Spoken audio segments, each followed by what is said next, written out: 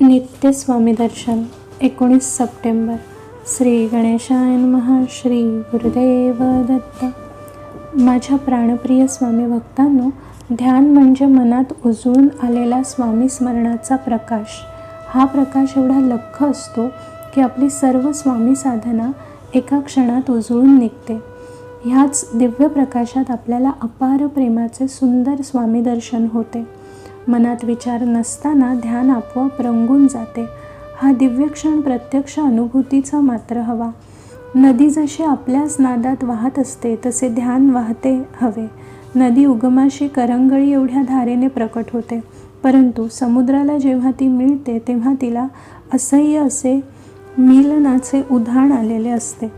नदीचा समुद्र मिलनाचा क्षण अपूर्व असतो. ती तीरासारखी समुद्रात खूप खोलवर घुसते. तसे आपण ध्यानात घुसलो की स्वामीमय होऊन जातो.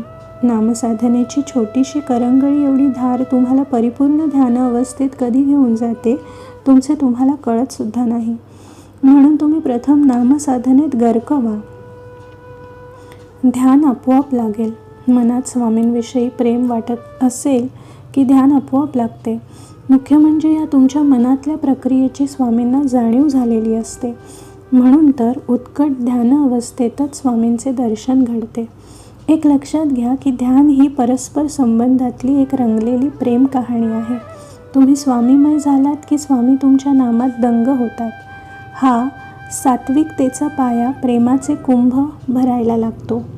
रीते न होणारे प्रेमाचे कुंभ भरले गेले की नामस्मरणाच्या पलीकडच्या किनाऱ्यावर तुम्ही अलगदपणे जाऊन पोहोचता. तेथे ध्यान तुमची वाट पाहत खोळंबून उभे असते. ध्यान आपली वाट पाहत उभे आहे हे केवळ नामधारकांनाच कळते, कारण नामस्मरणात स्वतःला विसरल्याशिवाय ध्यानाची जाणीव होतच नाही. स्वामी हे सारे आपसूक घडवून आणतात, कारण नामात दंग झालेला भक्त स्वामींना प्रिय असतो. त्यांचे स्वामींकडे काहीच मागणे नसते. दर्शनाची इच्छासुद्धा तो मनात उमटू देत नाही. म्हणून त्याला स्वामी ध्यान अवस्थेत अलगदपणे नेतात आणि आपले ब्रह्मांडव्यापी स्वरूप दाखवतात. हे सारे कळीतून फूल उमलावे एवढ्या सहजपणे घडते. श्री गुरुदेव दत्त. श्री गुरुदेव दत्त.